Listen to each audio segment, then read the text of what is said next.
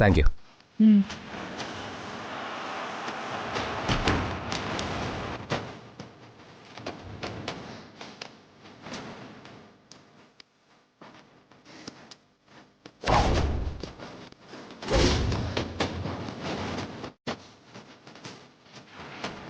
എന്തു പറ്റി നമ്മൾ ആരതി കുഞ്ഞിനെ?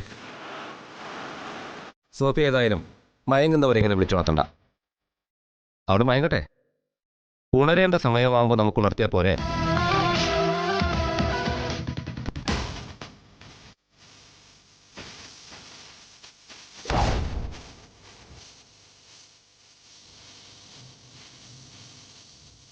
ജ്യൂസ് മുഴുവൻ കുടിച്ചിട്ടും അവക്ക് ബോധത്തിന്റെ ഒരു തരിയെങ്കിലും ബാക്കിയുണ്ടെന്ന് നോക്കുകയായിരുന്നു ഞാൻ.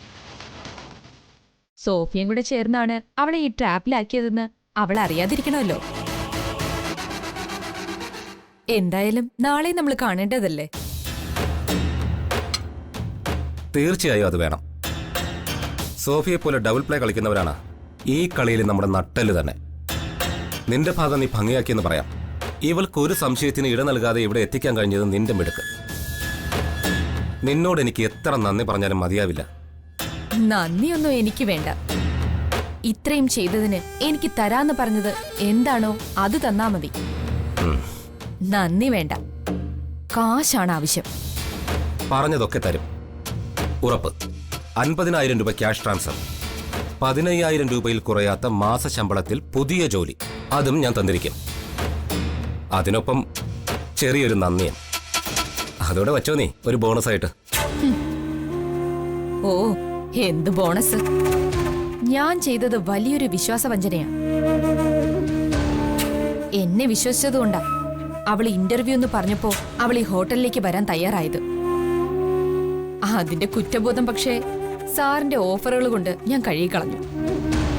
ഇനി സാറ് പറ, ഇവളെ എന്താ ചെയ്യാൻ പോകുന്നേ? മാനഭംഗപ്പെടുത്താനാണോ പ്ലാൻ, അതോ കൊലപാതകമോ? അതൊന്നുമല്ല. ഈ റേപ്പും മർഡറും ഒക്കെ റിസ്ക്കുള്ള കാര്യമോ?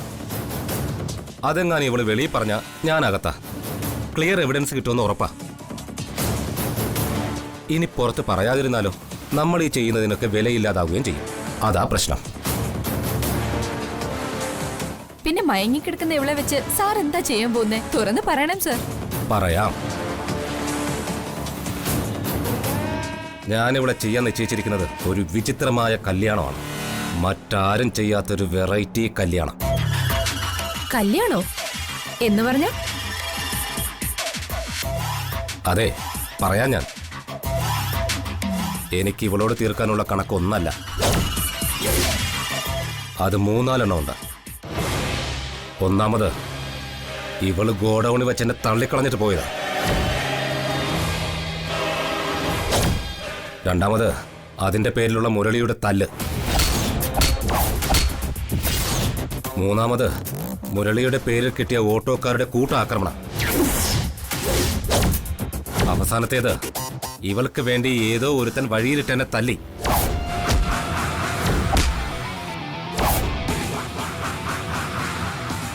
എല്ലാത്തിനും കണക്ക് തീർക്കുന്നതാണ് ഇന്ന് നടത്താൻ പോകുന്ന ഇവളുടെ ഈ കല്യാണം. എന്ന് പറഞ്ഞ വാങ്ങിച്ചു കൂട്ടിയ തല്ലിന്റെയൊക്കെ പേരിൽ സാർ ഇവളെ വിവാഹം കഴിക്കാൻ പോവാണോ? ഞാൻ കഴിക്കുന്നില്ല, മറിച്ച് കഴിപ്പിക്കുക. ഇവളുടെ യോഗ്യതയ്ക്കനുസരിച്ചുള്ള വരനല്ല ഞാനെന്നല്ലേ പറച്ചില്ല. എന്നാ പിന്നെ ഇവളുടെ വിലയ്ക്കും നിലയ്ക്കും സൗന്ദര്യത്തിനും തന്റെ ഇടത്തിനൊക്കെ അനുയോജ്യനായ ഒരു വരനെ ഞാൻ തന്നെ കണ്ടുപിടിച്ചിരിക്കുക. റോഡരികിലെ തോട്ടിനരികിലും റെയിൽവേ ട്രാക്കിലെ പാലത്തിനടിയിലുമാണ് അവന്റെ താമസം.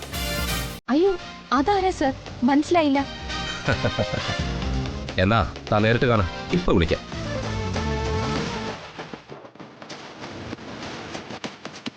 കൊണ്ടുപോകണം അവനെ.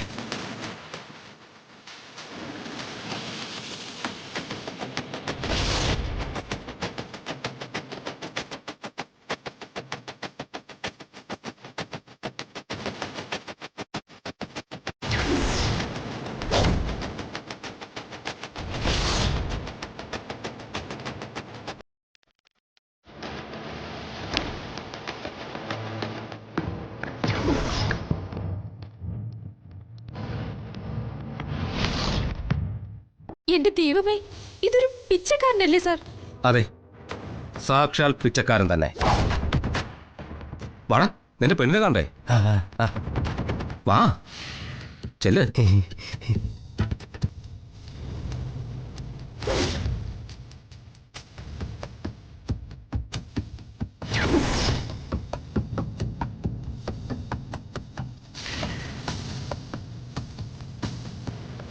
ഞാൻ കണ്ടെടുത്തോളം ഇവൾക്ക് പറ്റിയ വരൻ ഇവനാ.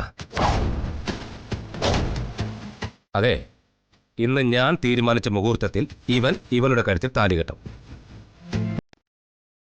ഇതാ താലി വരെ റെഡിയാണ്.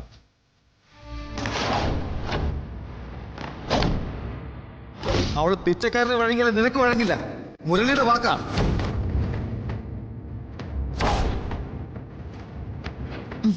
ശരി ശരി, സാർ എന്ത് വേണോ അയക്കും. എനിക്കിതിൽ യാതൊരുവിധ പങ്കുമില്ല. മയക്കം വിട്ടുണരുന്ന അവൾ അറിയരുത് ഞാനും സാറും ചേർന്നൊരുക്കിയ ഒരു കെണിയാണിതെന്ന്. അത്രയും ഉപകാരം കൂടി സാർ എനിക്ക് ചെയ്യണം. ഞാൻ പോകുന്നു.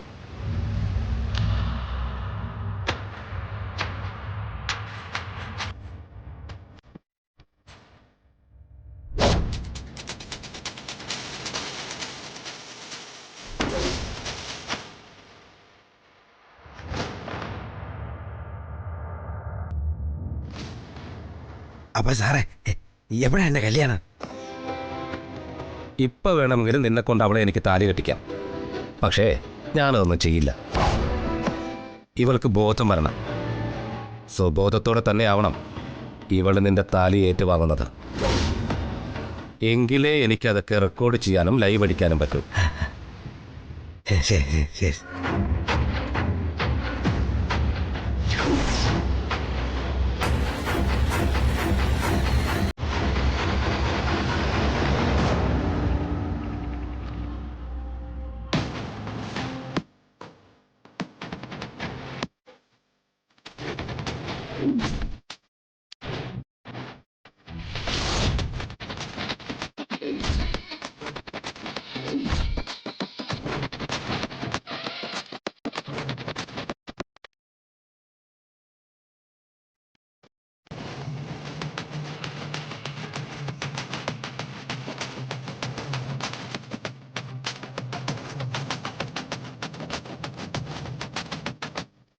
മേഘനാഥ, ഏതു നേരത്തും ഇങ്ങനെ ചിന്തിച്ച് ചിന്തിച്ച് വീടിനുള്ളിലിരിക്കുന്നത് നല്ലതല്ല. നിന്റെ ആ ഉത്സാഹവും ചുണയും ഒക്കെ എവിടെ പോയെന്നാ എനിക്ക് മനസ്സിലാവാത്തെ. എന്റെ ഉത്സാഹത്തിനും മിടുക്കിനും ചുണയ്ക്കുമൊന്നും ഒരു കുറവുമില്ലമ്മേ. ഞാനിപ്പോ ഒരു സ്വപ്നലോകത്ത്, സുഖമുള്ളൊരു സ്വപ്നലോകത്ത്. ഒരു സമയത്ത് അറിഞ്ഞുകൊണ്ട് നശിപ്പിച്ചു കളഞ്ഞ ജീവന്റെ ജീവനെ വീണ്ടും കണ്ടുമുട്ടിയതിൻ്റെ ആനന്ദം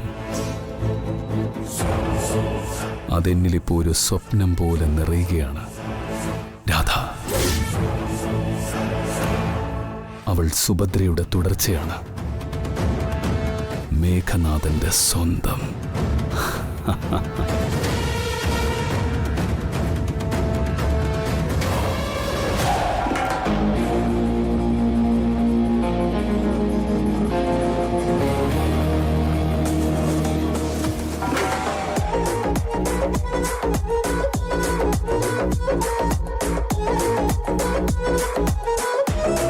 കൊള്ളാം, നല്ല സ്വപ്നലോകം.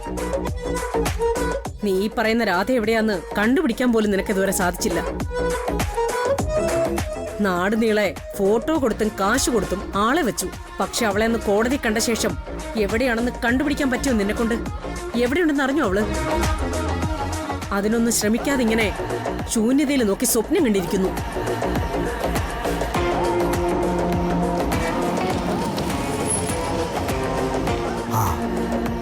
എന്താന്ന് ചോദിക്കുക.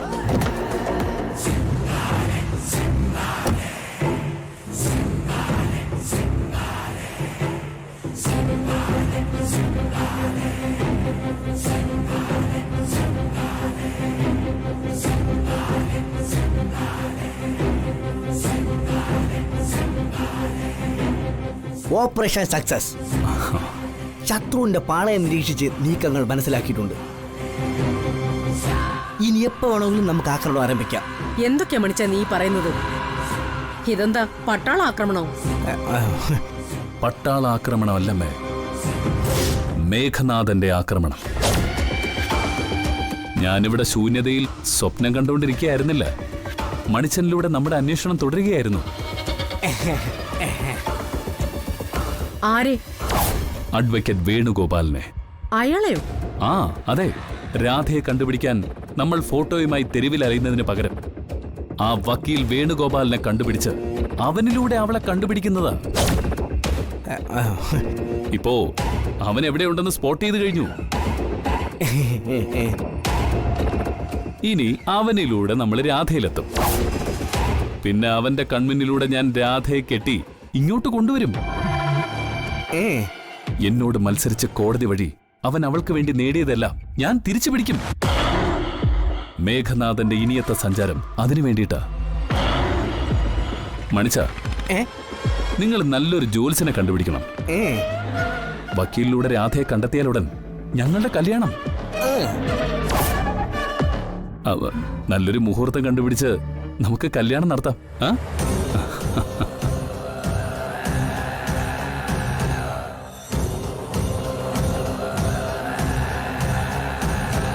എന്റെ ഭഗവാനെ, കല്യാണം കഴിക്കാൻ മുഹൂർത്തം നോക്കുന്നോ? അതും പെണ്ണെവിടെയാണെന്നറിയാതെ. കോട്ടയ്ക്കൽ മേഘനാഥന്റെ പറച്ചിലല്ലേ ഭവാനിയമ്മേ?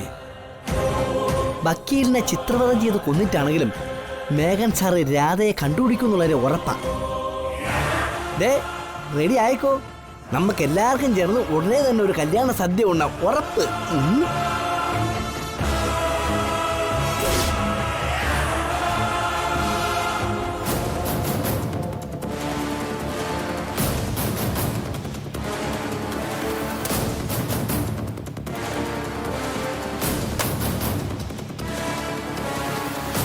ഹലോ ഡാ, എന്തായി?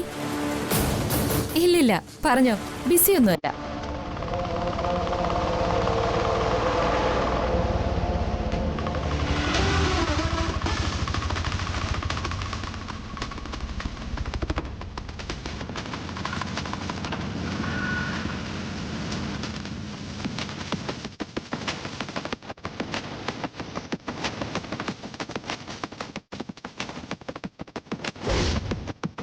സോഫിയ,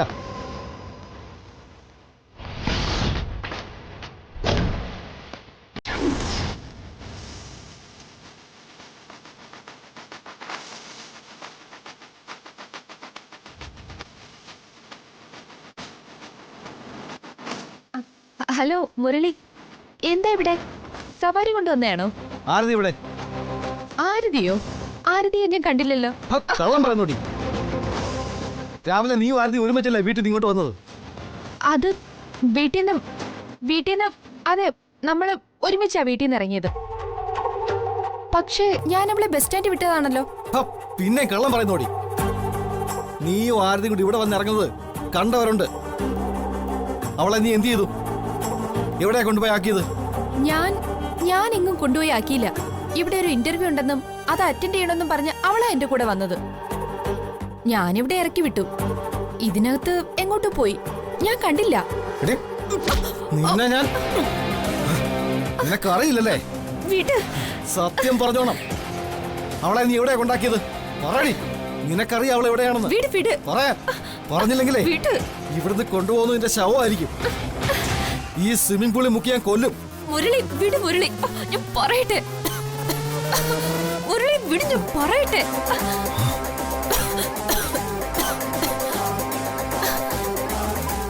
ഒക്കെ ആ സുനിലിന്റെ ട്രാപ്പാ. അയാള് ഭീഷണിപ്പെടുത്തിയുണ്ടാ ഞാൻ ആരതിയും കൊണ്ടിവിടെ വന്നത്. ആരതി റൂം നമ്പർ 309 സുനിലും ഗുണ്ടകളും അവിടെയുണ്ട്. ശരി, നീ പറയുന്ന മുറിയിൽ ഞാൻ പോയി നോക്കും. അവിടെ ആരതി ഇല്ലെങ്കിൽ എവിടെയാണെങ്കിലും നിന്നെ അന്വേഷിച്ച് ഞാൻ വരും. പിന്നെ വന്നു കഴിഞ്ഞാ നാളെ സൂര്യൻ ഉദിക്കുന്ന കാണാൻ നീ ഉണ്ടാവില്ല, ഓർത്തോ?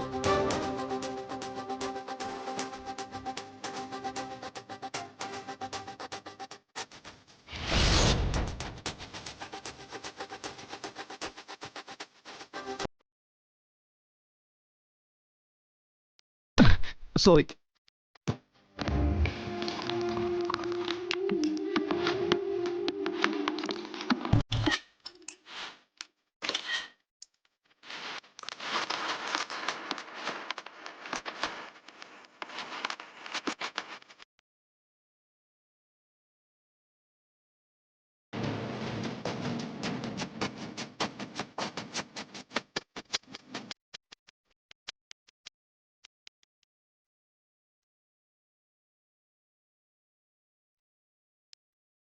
അറിയാ, അവനെ വിളിച്ചിട്ട് താലി കെട്ടാൻ പറ. എനിക്കിതങ്ങോട്ട് ലൈവ് വിടാനുള്ള ത്രില്ലില്ല. ഏയ്, അതിനൊന്നും സമയമായിട്ടില്ലെന്നേ. ഇപ്പൊ അവൻ താലി കെട്ടിയ തന്റെ കഴുത്തിലെ താലി ആര് കെട്ടിയെന്ന് അവൾ അറിയില്ല. ഈ പിച്ചക്കാരൻ കെട്ടിയ താലിയാണ് അവളുടെ കഴുത്തി തൂങ്ങുന്നതെന്ന് അവൾ അറിയണം. അതിനവൾക്ക് കുറച്ചെങ്കിലും ബോധം വരണം. അതുവരെ നമുക്ക് വെയിറ്റ് ചെയ്യാം. എടാ, നമുക്കങ്ങ് ആഘോഷിക്കാം. പിന്നെ അല്ലാതെ. Cheers.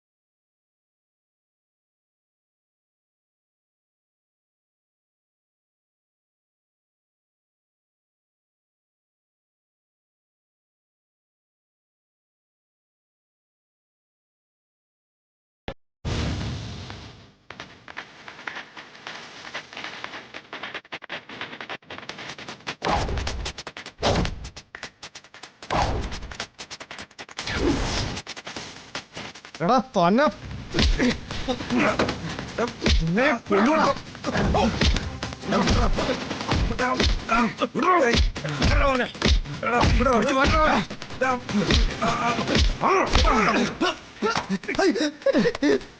അയ്യോ,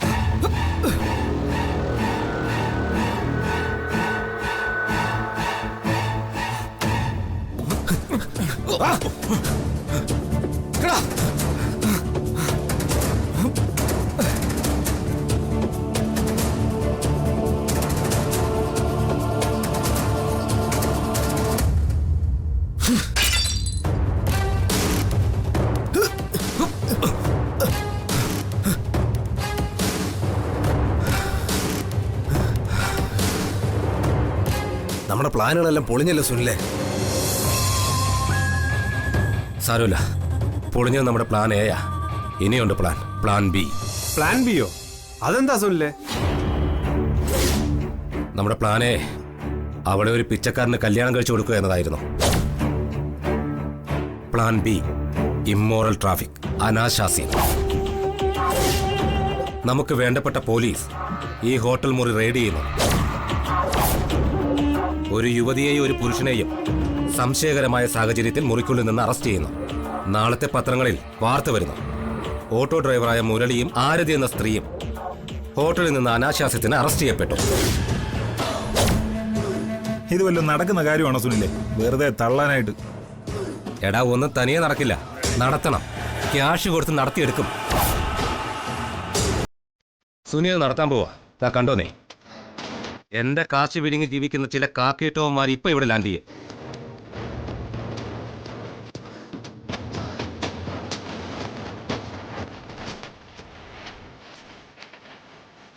ഹലോ എസ് ഐ സാറേ, ഇത് സുനിലാണ്. ഒരു പണി ചെയ്ത് തീർത്ത് തരണമല്ലോ.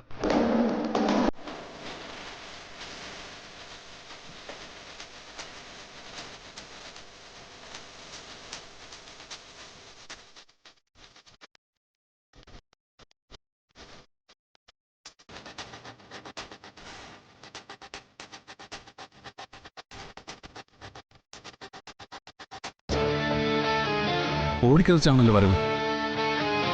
എന്തോ പ്രശ്നമുണ്ടല്ലോ.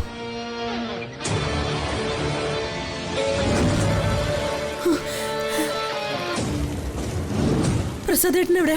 പ്രസാദ് ഇവിടെ ഫോൺ വിളിച്ചിട്ട് കിട്ടുന്നില്ല. പ്രസാദ് ഉണ്ടല്ലോ. എന്തു പറ്റി? നന്നായി വേർതിരിക്കുന്നല്ലോ. എവിടത്തെ വരുന്ന അഞ്ജലി? ഞാൻ വീട്ടിൽ നിന്ന് തന്നെയാ വരുന്നത്.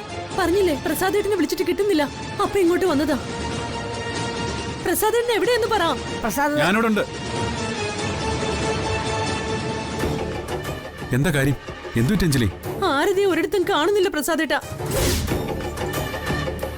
രാവിലെ ഒരു കൂട്ടുകാരിയോടൊപ്പം ഇന്റർവ്യൂവിന് പോയതാ. ഇതുവരെ തിരിച്ചു വന്നിട്ടില്ല. വിളിച്ചിട്ട് കിട്ടുന്നില്ല അവളെ. അതാ എനിക്ക് ടെൻഷൻ. മനസ്സിലായി. ഇന്റർവ്യൂ എവിടെ വെച്ചാണെന്ന് പറഞ്ഞായിരുന്നു. ആ CB ഹോട്ടലിൽ വെച്ചാ. പക്ഷേ അവിടെ നിന്നൊക്കെ ഇറങ്ങേണ്ട സമയം കഴിഞ്ഞെന്നാ എനിക്ക് തോന്നുന്നത്. നീ മുരളിന്ന് വിളിച്ചടാ. ആ ഭാഗത്ത് എവിടെങ്കിലും ഉണ്ടെങ്കിൽ അവനോട് ഹോട്ടലിൽ ഒന്ന് കയറി നോക്കാൻ പറ.